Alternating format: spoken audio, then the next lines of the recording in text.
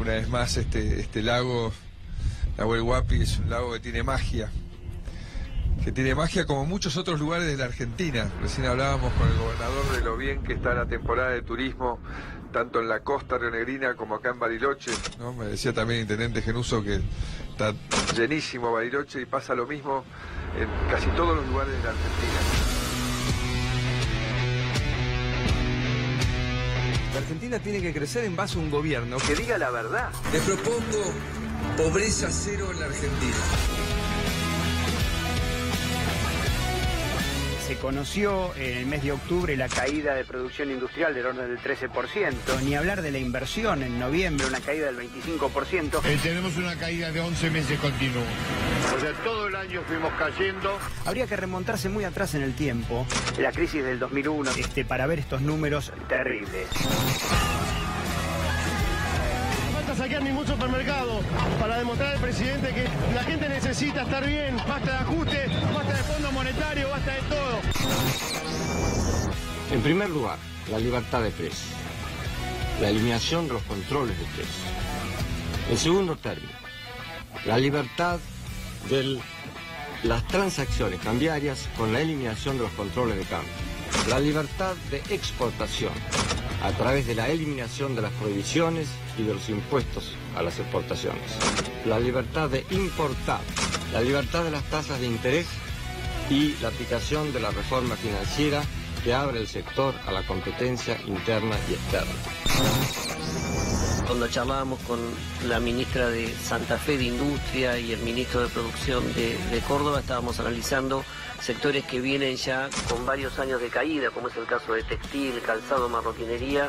Mirá que si vos pensabas quedarte en esa inversión, tu premio va a ser más bajo por quedarte, así que, digamos, tenés que ir deshaciendo lo que es esa inversión. Bueno, obviamente lo que estamos viendo hoy es uno o dos movimientos muy importantes de inversores del exterior que, así como entraron en algún momento y generaron una baja en el tipo de cambio, hoy están desarmando esa posición y están yendo de la Argentina. ¿Cómo recibe las críticas, cómo vive las críticas respecto a que el presidente se tome vacaciones?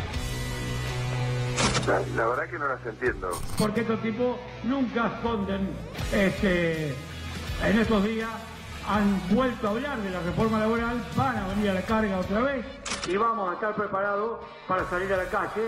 Es una vergüenza y venimos a manifestarnos por todos estos últimos tarifazos, últimas medidas que nos siguen agotando a nosotros económicamente. Con los que nos pagan no nos alcanza. Pido un gran favor, que este pueblo despierte.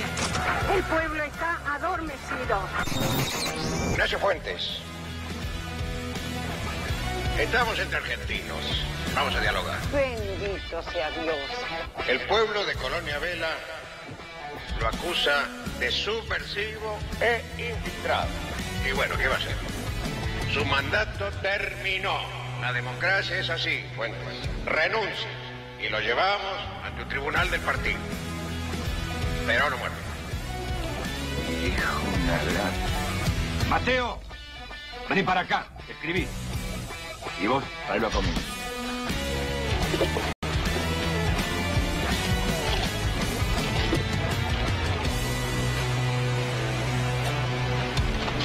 Toma, léelo vos. Julián Mini. Va, no, hombre, en voz bien alta, dale. Váyase a la reputa madre que nos parió. Porque ahora sí tenemos energía.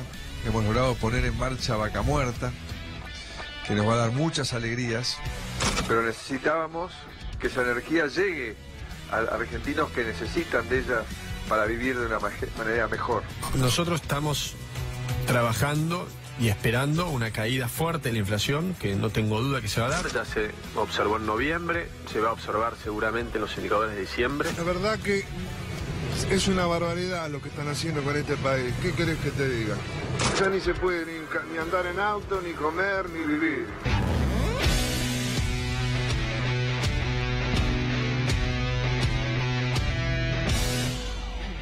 Dicen que la bicicleta no solo es buena para la salud, sino también para el bolsillo. Lo que no dicen es para el bolsillo de quién.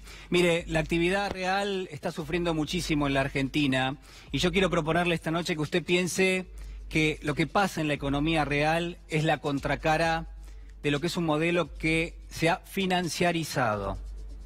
Que, se lo explico de otra manera, que lo que pasa en la economía, que lo que pasa con la actividad económica, que la recesión que tenemos, que la caída del consumo, que lo que ha sido, en definitiva, el retroceso fenomenal que ha tenido, y de esto dan muestra los últimos números, tanto la construcción como también la industria, que todo eso es el costo y que todo eso ha financiado, ese retroceso ha financiado lo que de alguna manera uno entiende que es una premisa que el gobierno ha instalado, esto es una política monetaria que supuestamente busca controlar la inflación, pero que ha tenido y tiene una tasa de interés que lo que hace es congelar directamente la economía y generar menores puestos de trabajo para todos los argentinos. Mire, le propongo que pensemos usted y yo esta noche algo importante, cómo el gobierno ha procedido desde que asumió a fines del año 2015, y si hacemos un acto de reflexión, seguramente usted se va a dar cuenta que por un lado propuso, instrumentó lo que es la desregulación financiera, dejaba entrar y salir capitales, y lo hace todavía hoy, sin ningún filtro, y obviamente esto ha generado muchísima volatilidad y ha sido quizás uno de los causantes de la crisis cambiaria que hemos tenido a lo largo del año 2018. Pero además a esa premisa le agregó otra más, esto es una tasa de interés que en términos reales pagaba el premio más alto casi, o de los más altos del planeta, por dejar el dinero en un banco, y a eso también se agregó el compromiso del Banco Central de no intervenir en el mercado cambiario, compromiso que ha sido refrendado en los 2 acuerdos que se han firmado con el programa del Fondo Monetario Internacional. Este esquema no solo generó un ingreso enorme de dinero del exterior, de inversores que querían aprovechar la tasa de interés que pagaba la Argentina. Mire, en el año 2017 se calcula que ingresaron casi 10.000 millones de dólares para ser posicionados en tasa de interés. Una parte de eso terminó saliendo en definitiva en el año 2018 y por eso también la crisis cambiaria que hemos tenido. Pero además, yo le decía, no solamente ese tridente ha generado este ingreso enorme de dólares, sino también lo que ha sido la emisión de deuda del Banco Central. Usted recuerda cómo era el proceso, entraban los dólares a la Argentina para posicionarse en tasa de interés en pesos, para eso había que cambiar dólares por pesos. ¿Quién inyectaba esos pesos? ¿Quién emitía esos pesos? El Banco Central. Pero claro, después decía, como la emisión es inflacionaria, hay que rescatar esos pesos de la economía y terminaba emitiendo deuda, las letras del Banco Central, las LEBAC, hoy también las LELIC. Fíjese que se había llegado a un stock de letras de 1 billón de pesos, sí, con B larga, 1 billón de pesos, y por esas letras, por esas LEBAC, se pagaron intereses en 3 años de 650.000 millones de pesos.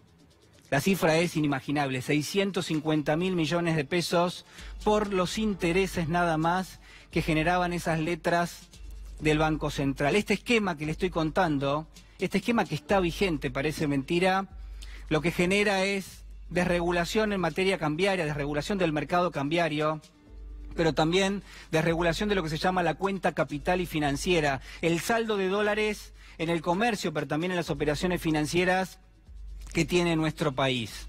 Y todo eso, sin ninguna duda, ha generado muchísimos desequilibrios, pero además, ¿qué otra cosa ha generado? Bueno, recesión económica, la caída en el tercer trimestre del año. El INDEC ha dicho que la economía retrocede 3,5%. Hay que esperar los números del último trimestre, pero claramente esta recesión ha llegado para quedarse y las estimaciones son, y después los vamos a estar hablando con quienes ustedes ven en pantalla, con Mercedes Marcó del Pont, las proyecciones están mostrando obviamente que la recesión se va a estirar. Pero no solamente esa es la cuestión que está anidando en la economía argentina, sino también que queda claro, y esta es la propuesta que quiero hacerle en esta noche, que lo que ha sido el objetivo del gobierno de tratar de controlar la inflación con una tasa de interés astronómica, bueno, no ha dado resultado. La evidencia es el año 2018 con una inflación que supera largamente, todavía no están los números finales, pero que ha superado largamente el 42-43% anual y que va a ser de las más altas desde el año 1991. Así como lo escucha. Está claro que la idea del gobierno de controlar la inflación no ha tenido un buen resultado. Está claro que el método que ha aplicado el gobierno ha generado un retroceso de la actividad económica enorme, pero no ha podido controlar la inflación. Quizás habrá que preguntarle al gobierno si no habrá sido la devaluación que ha puesto en marcha, si no habrá sido lo que es la modificación permanente de las tarifas, muchas de las cuales están dolarizadas en la República Argentina, lo que ha generado tanta inflación. Es fácil repasar los números, hay caídas en el consumo, hay caídas en lo que son los números del comercio, hay un retroceso enorme en lo que es la construcción, pero fíjese lo que pasa en la industria. Una caída en noviembre de más del 13%, en el acumulado del año va a ser del orden del 6%. Hay una capacidad instalada ociosa muy grande, del orden del 40% en nuestra economía y sobre todo en el sector industrial. Pero además habrá que tener en cuenta que esto agrega valor a la economía, que la industria genera siempre un sector al lado de servicios que es muy relevante y que es importante, que la industria genera los mejores empleos, los más calificados, los que se pueden remunerar mejor, y que sin industria, señoras y señores, no hay futuro en lo que es la economía de la Argentina. Miren, la realidad es que la regresión está en marcha. El gobierno tiene montado un esquema con una tasa de interés astronómica que genera desigualdad, pero que sobre todas las cosas también termina imponiendo lo que es la dolarización de los contratos. Estoy hablando obviamente de las tarifas y además la devaluación permanente. Todo eso, como yo le decía, es un esquema que genera muchísima desigualdad. Pero además habrá que pensar otra cosa, habrá que pensar que el gobierno tiene que prestar atención a los números de la pobreza, a los números de la indigencia y además evaluar si en definitiva el plan económico que tiene en marcha va en buen sentido. Señoras y señores, es hora de frenar esta bicicleta financiera. Acompáñeme porque ya está con nosotros Mercedes Marcó del Pont. Mercedes, ¿cómo estás? ¿Qué tal, Julián? ¿Qué tal? ¿Cómo te va? Te saludo. Ya nos saludamos afuera, pero nuevamente. ¿Cómo estás? Bueno, yo hacía una descripción ahí. Vos me decías, no estoy bien, me decías afuera del aire. ¿Por qué no estás bien? ¿Qué pasa?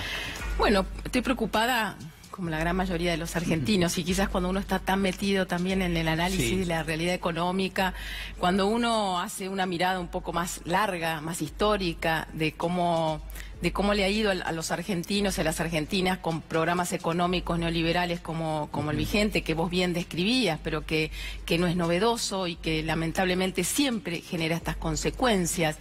Yo creo que ya no hay que abundar más en lo que vos planteabas. A mí lo que me preocupa, quizás voy a contar una anécdota. Sí. Estos días estaba en el supermercado y escuchaba dos señoras frente a una góndola comentando la situación. Y una le decía, yo lo voté, pero la verdad que no me esperaba esto. ¿Y cuál fue enseguida el planteo? Él nos tendría que haber dicho desde Movida lo mal que estaba esto, lo que estaban recibiendo.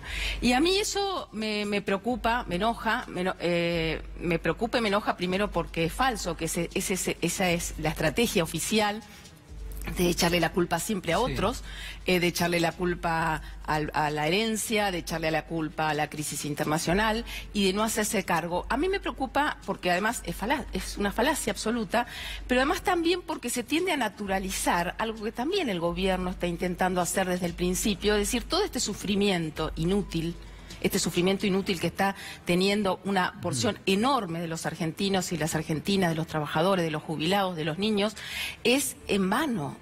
Y este es un sacrificio que no conduce, acá no hay una convergencia hacia una situación mejor. Es decir que, digamos, estamos atravesando un momento, el gobierno plantea, vamos a estar mejor, pero es necesario para eso afrontar los costos que esto tiene y el sufrimiento es parte de eso. Ellos naturalizan el sufrimiento, ellos naturalizan que la pérdida de derechos, que la pérdida de condiciones de vida, que esta descripción que vos hacías es parte de una transición que va a traer después la posibilidad de una salida. Y no es así, porque estos esquemas neoliberales que se sustentan en lo que vos bien planteabas de liberalización financiera, de regulación financiera, financiera, de los capitales, etcétera, lamentablemente siempre han generado esto que es tan perverso, que ya casi diría que caracteriza al capitalismo de hace largas décadas, que es que el dinero, la rentabilidad del capital no se genera en la economía productiva, en la economía de carne y hueso,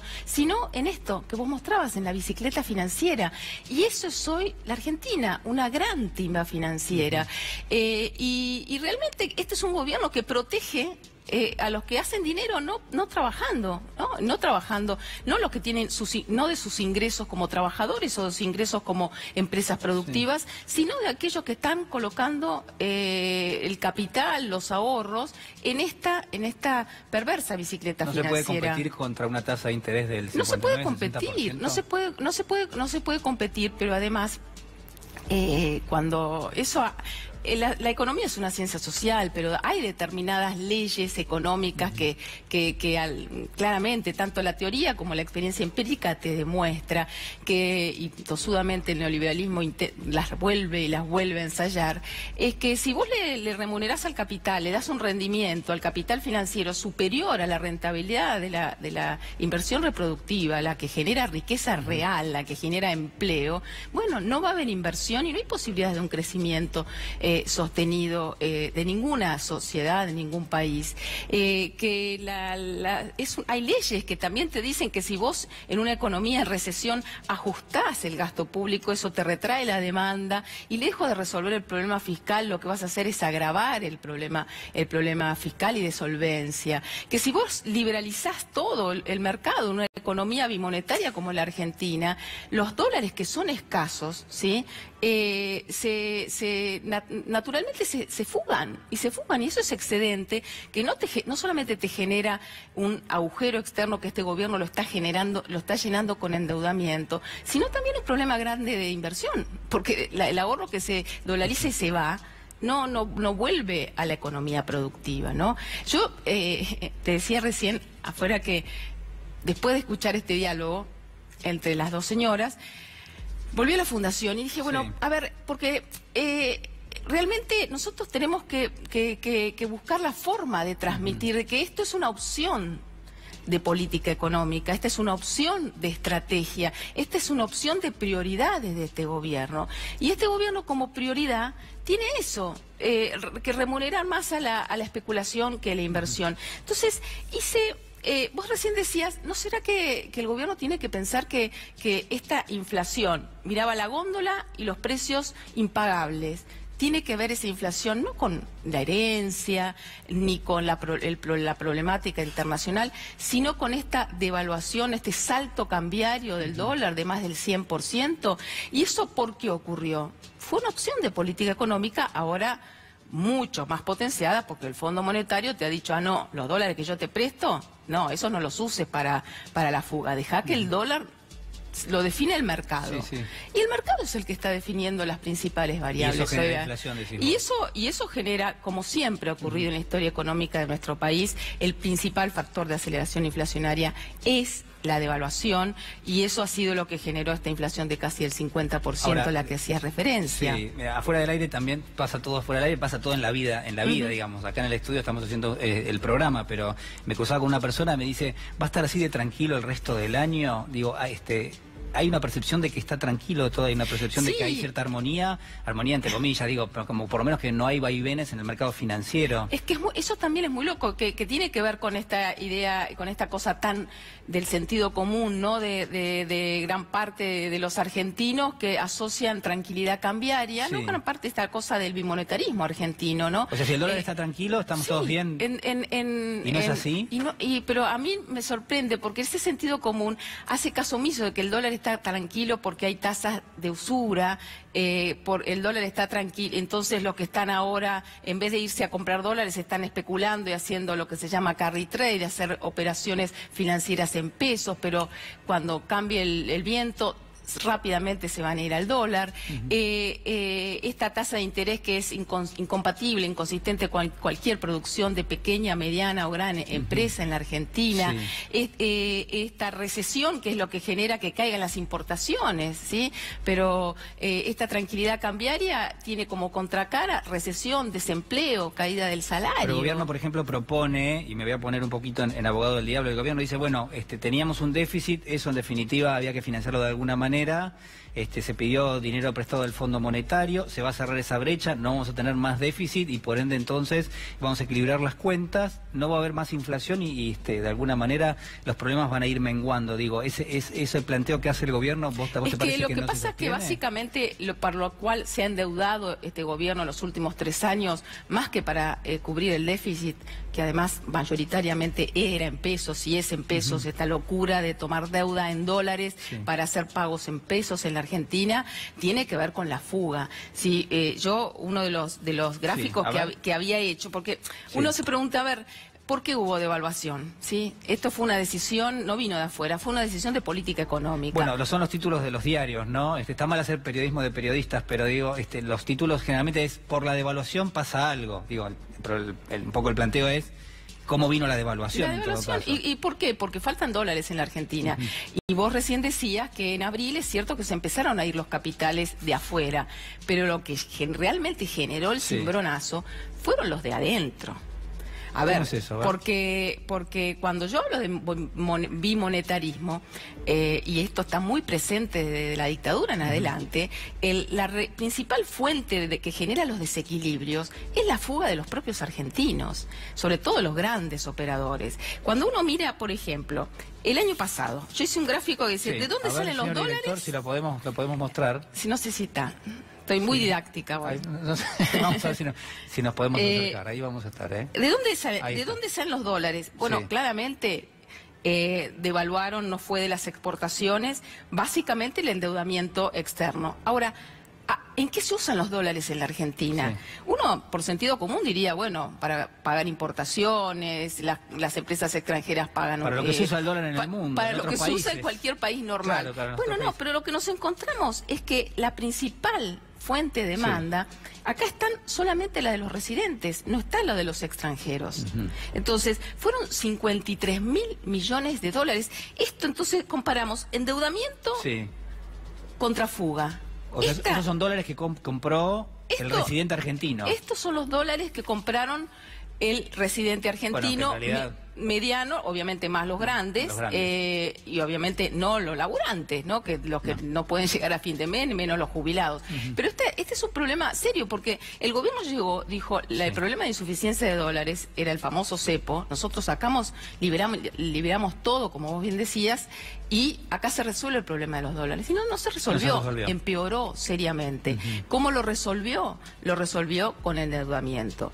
De cara a este año que es un año electoral, donde ellos tendrían, políticamente, van a intentar, justamente por esta cosa del sentido común, de que si hay un dólar tranquilo, hay estabilidad y las cosas entonces no están tan mal, van a tratar de mantenerlo. La pregunta es, ¿van a poder mantenerlo? ¿Pero qué está pasando debajo de esa capa? Debajo de esa capa es esta bicicleta financiera que vos mostrabas, esta tasa de interés impagable y además la pérdida de capacidad del Banco Central de bajar más la tasa de interés, porque si baja más la tasa de interés, inmediatamente va a haber un desplazamiento hacia el dólar. Entonces, es una trampa típica, es una trampa que está más que teorizada en la economía contemporánea, de cómo el Banco Central le ha dado y le ha concedido todo el poder en variables fundamentales como la tasa de interés y el tipo de cambio al mercado. Estamos metidos en medio de una timba financiera. El Fondo Monetario Internacional ahora le ha pedido unas pruebas de amor muy fuertes en términos de ajuste fiscal, y nos encontramos también entonces con esta paradoja que también vos la planteabas, donde se recorta el gasto público en subsidios. Cuando uno va a pagar boleto mínimo de colectivo de 18 mangos, ¿sí? 18 pesos. Sí. ¿Eso por qué? Porque se eliminan subsidios al transporte, o cuando paga una tarifa de electricidad o de gas. Se eliminaron los subsidios. Había que revisar los subsidios, pero no hacer esta locura. Te iba a preguntar, ¿no? Porque había desequilibrio. Claro, había que revisarlos y había que plantearse un esquema tarifario mucho más progresivo, pero además teniendo en cuenta la realidad social y la realidad productiva de las pequeñas y medianas empresas, de los sectores industriales muy intensivos en energía.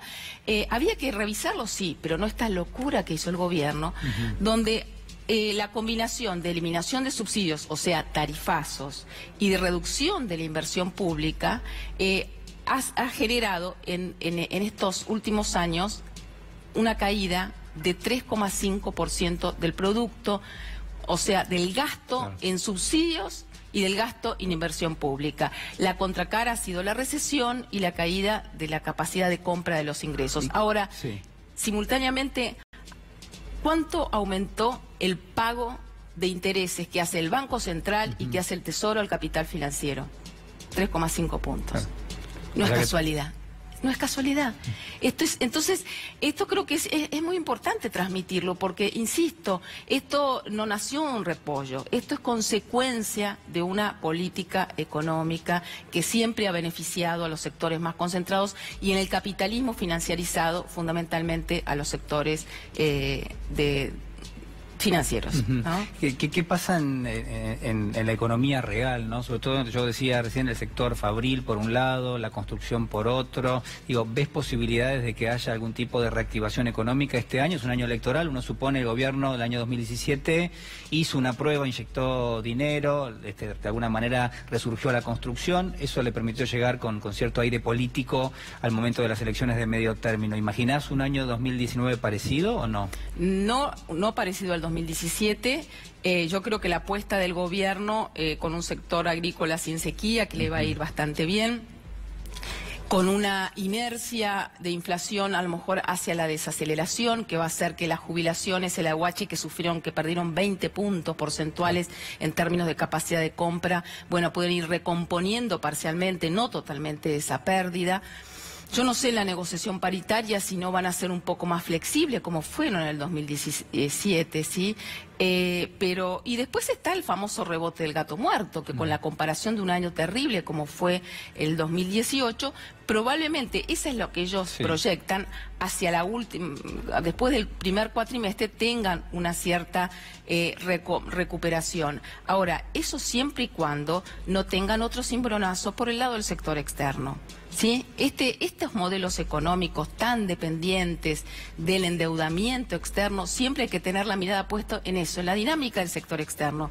Yo creo que si nuevamente hay un proceso de presión cambiaria por los argentinos que intentan dolarizar esos excedentes, vamos a tener ahí sin dolor de cabeza en materia de nuevas presiones devaluatorias con el impacto que esto tiene sobre los precios internos y sobre la actividad interna, ¿no? Te quiero agradecer muchísimo. Quiero mostrar el número 385, que acá me trajiste de regalo, ahí está, de FIDE, y que tiene muy buenas notas, ahí lo estuve hojeando recién. Había visto algo adelantado por internet, pero bueno, ahora lo tengo en papel. Te quiero agradecer mucho, ha sido muy amable. Muchísimas gracias.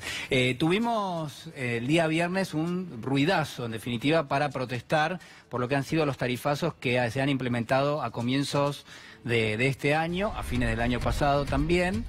Y este próximo viernes vamos a tener nuevamente otro ruidazo. Este es el informe.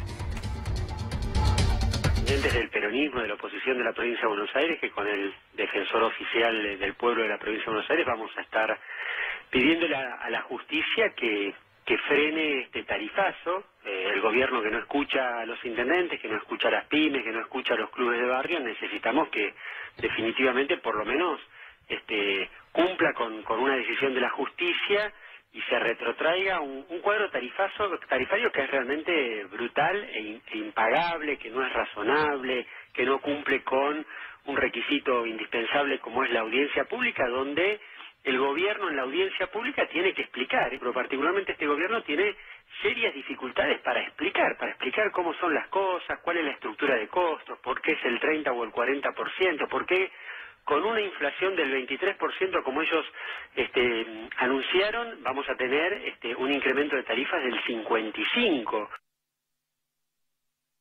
Hay una bronca, hay una angustia en la gente que va creciendo, ¿no? Yo creo que si bien en diciembre, gracias a Dios, no hubo ningún tipo de problema como se esperaba, creo que a partir de marzo, abril, las movilizaciones y los reclamos de aumentos salariales va a ir creciendo, y ahí se va a ver el termómetro de la gente, ¿no? Y el día que quieran instalar la reforma laboral, o bajar las indemnizaciones, o bajar el costo de la logística, como permanentemente los economistas del gobierno quieren instalar, lo que siempre hemos estado en la calle, vamos a estar rechazando esta reforma laboral, que precisamente viene a bajar salarios, a congelar las paritarias, a bajar los convenios colectivos de trabajo para la baja.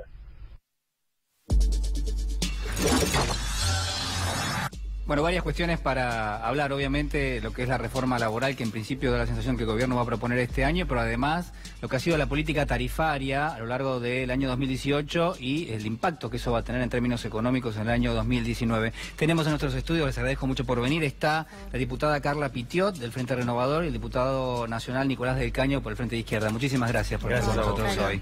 Bueno, a ver, algunas repercusiones de lo que ha sido este tarifazo que ha implementado el gobierno, digo, de todo punto de vista, da la sensación de que hay una estrategia electoral detrás. ¿Por qué? Sí. Bueno, porque se separa o se intenta separar lo que son anuncios que obviamente generan un desgaste político para Cambiemos de lo que van a ser las elecciones.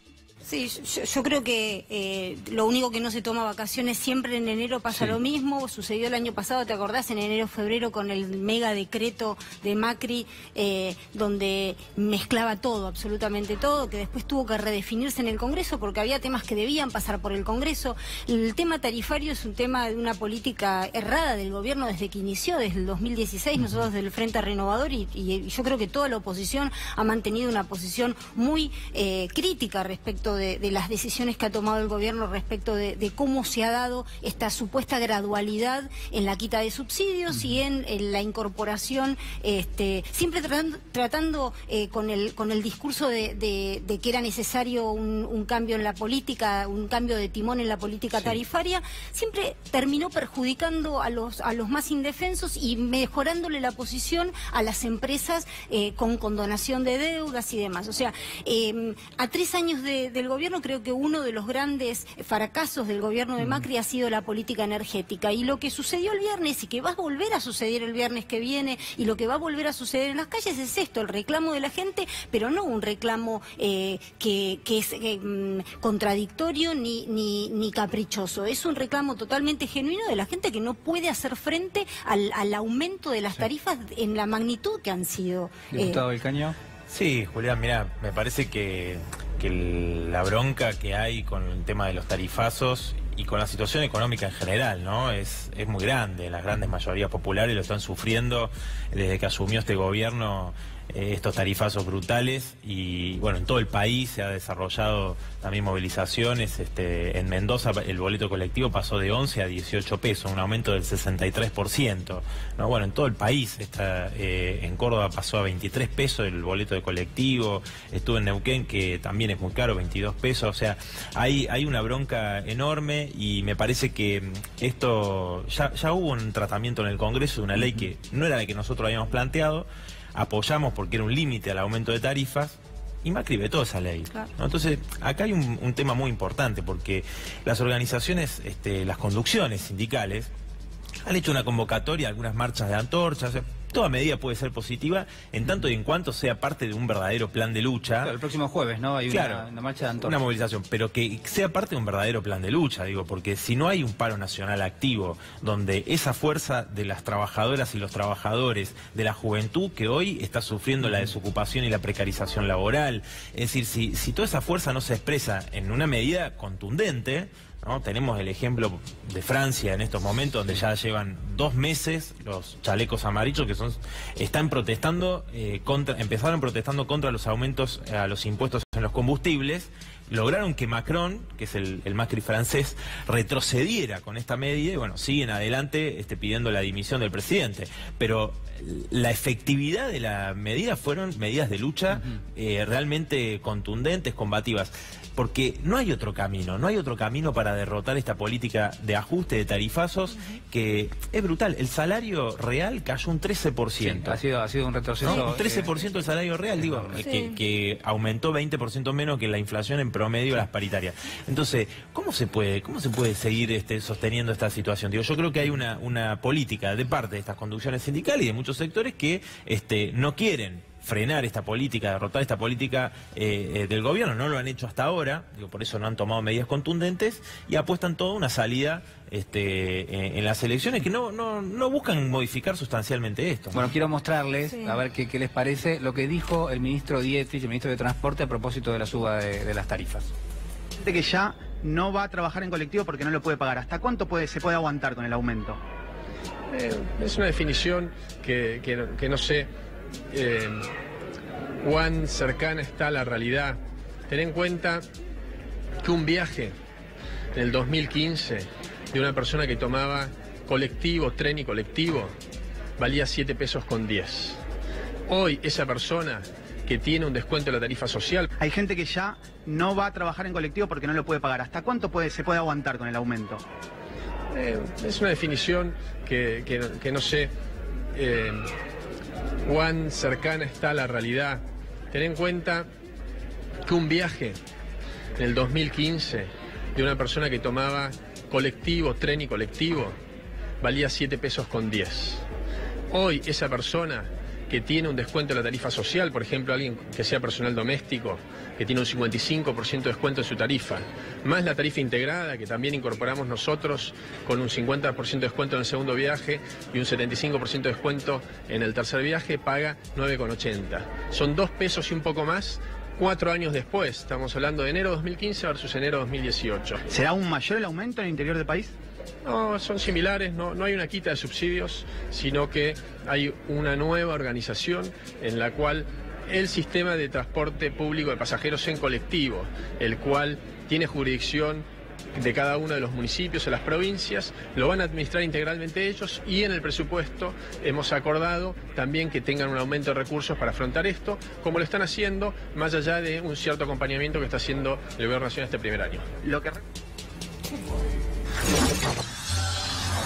Bueno, el gobierno defiende lo que es la política de desandar el camino de los subsidios, también en el caso del transporte. ¿Qué no, él puede dar, yo a ver, no me voy a poner en el lugar del ministro ni mucho menos, pero él puede dar todas las explicaciones que quiere. Ahora, al que no le alcanza es al que tiene que tomarse un colectivo, un tren, un subte para llegar al trabajo y hoy está pagando o va a empezar a pagar el triple o el cuádruple de lo que estaba pagando hace un año. Con lo cual, yo puedo entender las explicaciones que él pueda dar, que puedan tener que ver con un plan de macro que ellos están haciendo en su cabeza, en su planificación, pero no es la realidad de la gente. O sea, hay que tal vez explicarle al ministro y a muchos de los funcionarios de este gobierno que lo que ellos ven como una solución no es la solución de la gente y del común de la gente. Es el mismo ministro que también le ha condonado y ha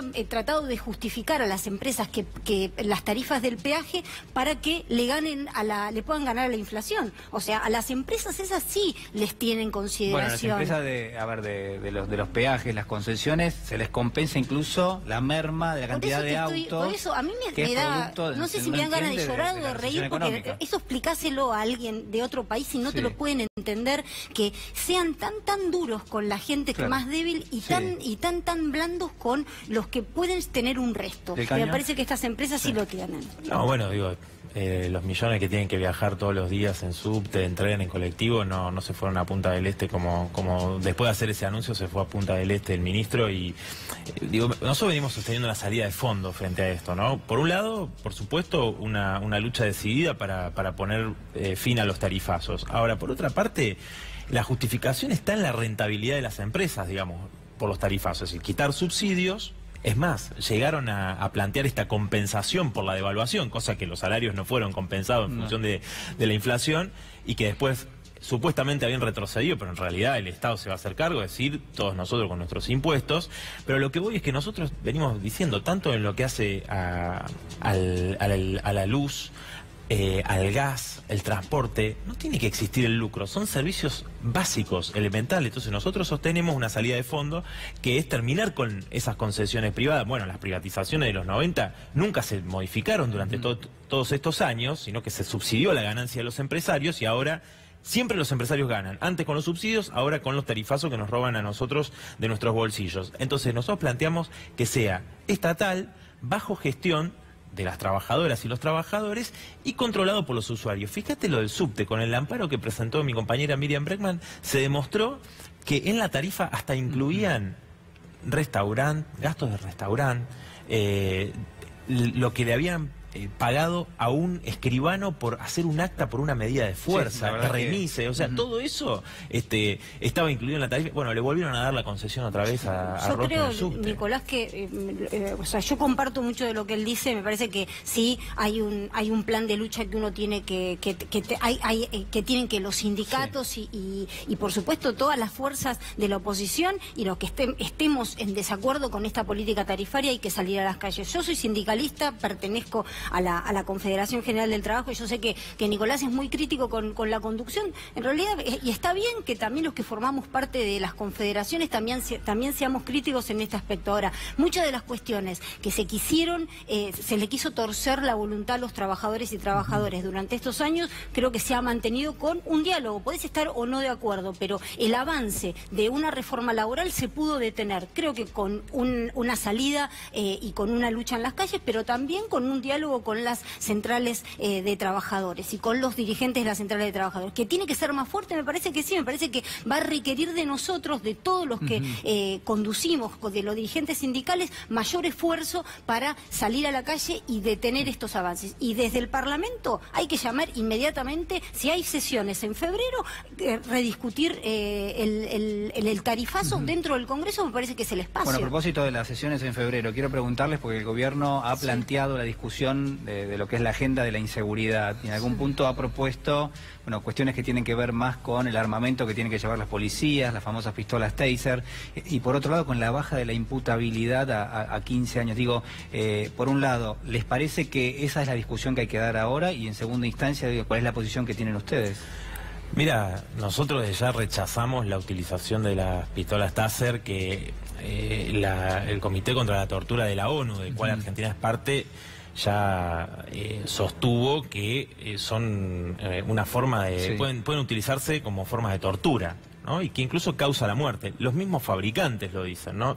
Entonces, esto no solamente lo sostiene el gobierno y Patricia Bullrich, también lo escuchamos a Sergio Berni, que dijo que en realidad no había que comprar 300, sino que había que comprar una por efectivo, y que esperaba que esto no fuera demagogia, sino que se aplicara de verdad. Pero, digamos, esta propuesta en un contexto más amplio... Sí, la baja de la imputabilidad también lo hemos visto con el gobierno de Scioli, es decir, en la provincia de Buenos Aires lo plantearon muchísimas veces. Digo, siempre la demagogia punitiva para las elecciones y siempre buscando criminalizar a los sectores de la juventud y pobres. Digo, cuando vos tenés uno de cada 4 jóvenes en la Argentina que hoy está desocupado, que la mayoría está precarizado en el empleo, que encima el que hace un esfuerzo para poder estudiar, le cierran las escuelas nocturnas para poder terminar la secundaria. Entonces, pido un segundo para escuchar lo que decía recién Patricia Bullrich, y ahora lo seguimos analizando. Bueno, en primer lugar, es una decisión que está tomada. Nosotros ya estamos analizando la posibilidad de una licitación para la compra de las primeras pistolas Taser. Lo está haciendo nuestra Secretaría de Coordinación, a cargo de Alberto Foric, y queremos trabajar en lugares en los que lo que se precisa es un arma de carácter intermedio, porque el uso del arma, o inclusive el robo que puede sufrir un policía o un miembro aeroportuario, es mucho más complejo. Por ejemplo, en los trenes, cuando la policía está en un vagón de un tren, muchas veces el tren va con gente parada y no tiene posibilidad de salir rápido de un lugar a otro si hay una agresión. Tiene que andar entre la gente, y el uso de un arma común es más complicado que un arma de carácter intermedio. Bueno, ahí está, la ministra de Seguridad. La verdad es que a mí lo que me preocupa tal vez más es las medidas espasmódicas que se van tomando. La discusión de la inseguridad me parece que hay que darla, es una demanda de la sociedad, por lo menos mi opinión es una demanda de la sociedad que está instalada desde hace muchísimos años. Totalmente. La pregunta es si había que hacerlo ahora. No, y en el cómo, y el cómo lo haces y cómo lo planteas. Si lo planteas realmente como una estrategia de política criminal, o sea, decidís cuál es el modelo de política criminal que quiere llevar a cabo este gobierno para terminar con la inseguridad.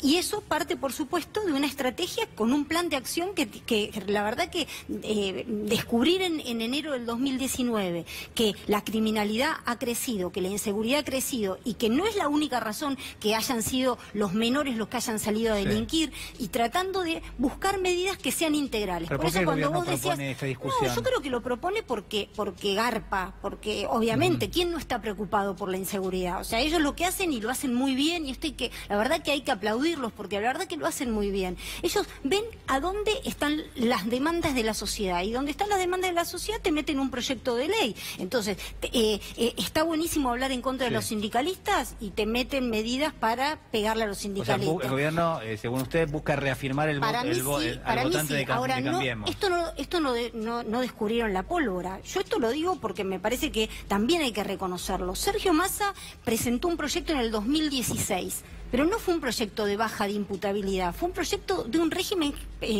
penal juvenil. Es decir, nosotros estamos con un régimen del año 1980, es decir, de la dictadura, donde ni siquiera hay un proceso penal donde el menor se puede defender. Pero en había un proceso. acompañado un poco la posición del gobierno en aquel momento. Nosotros lo que hicimos, por supuesto, es un proyecto integral, un proyecto donde uno de los ejes tiene que ver con la edad, pero tiene que ver con un acompañamiento y garantizarle al menor toda una serie de batería de medidas, pero donde el Estado se haga cargo de acompañar al menor en todo el procedimiento, el proceso, y que en el proceso también el menor se pueda defender. Lo que hoy está sucediendo es que hoy el menor delinque, queda a la merced de que un juez diga, bueno, volvete a tu casa y volvete al lugar donde vas a volver a delinquir, porque no te doy posibilidades, porque no hay tampoco una integralidad de políticas vinculadas con formación, educación, reinserción. Si ese menor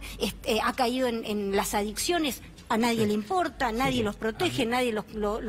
Sí, a mí me parece, que, insisto con esto, ¿no? O sea, hay una demagogia punitiva en el sentido de que es completamente falso que a partir de estas medidas se termine la inseguridad. No haya inseguridad. Vaya a haber un cambio. ¿no? Es decir, primero porque los delitos de menores son ínfimo porcentaje. Segundo, porque todas las medidas que se han tomado endureciendo las penas no han resultado, sino que, es decir, lo que está sucediendo es que aumenta la desigualdad, cada día aumenta más. Después, que mientras más sectores estén en una situación de vulnerabilidad, también están más expuestos a las grandes bandas del narco, de la trata, que están vinculadas a las cúpulas policiales. Pero esto no es algo que sostengamos nosotros, de la izquierda, sino que es algo que ha salido a la luz, no solo en la provincia de Buenos Aires, sino a nivel nacional, en distintas policías provinciales, que son las que comandan el gran delito, ¿no? Entonces, me parece que lo que hay que atacar es ahí las cúpulas policiales, y además hay que plantear, insisto con esto, o sea, si no hay empleo, ¿no? Un salario que sea igual a la canasta familiar y que permita llegar a fin de mes. Si crece la desigualdad, y eso lo han planteado criminólogos especializados en todo el mundo, mientras más desigual es una sociedad, más atentados hay o más delitos hay contra la propiedad. Es decir, porque se genera esa situación violenta que unos pocos pueden tener lo que las grandes mayorías no pueden tener. Entonces, esa vulnerabilidad, bueno, ¿cómo se termina con eso? Bueno, con un plan integral que es opuesto a lo que quiere hacer este gobierno, que en realidad busca aplicar políticas que han generado más pobreza, a pesar de que dijeron pobreza cero, ¿no? Yo tengo una duda, que es lo presupuestario. ¿Cómo van a hacer para afrontar desde lo presupuestario un cambio integral con estas características que ellos tratan de vender como algo integral? Bueno, lo tendremos que discutir en el Congreso, posiblemente sea una gran oportunidad, y la realidad es que también vamos a tener que discutir una asignación presupuestaria para acompañar todo esto con defensores oficiales para juveniles, fiscales para jóvenes, o sea, armar toda una estructura vinculada yo creo que el problema es que el presupuesto, donde se recorta el presupuesto es para la educación, por ejemplo. Bueno, o sea, que la juventud no tiene acceso a la educación, cada vez menos. Las cuestiones son más importantes, si quedas en la inseguridad, se deteriora. Es a donde se ha recortado en el presupuesto. En función de pagarle a los especuladores la deuda. Lo que no significa que no haya que dar un régimen penal juvenil, porque creo que la Argentina lo necesita, pero de otras maneras. Diputada Carla Pitiot, diputado Nicolás del Caño, muchísimas gracias por estar con nosotros. Muy amable. Hacemos una pequeña pausa y ya regresamos.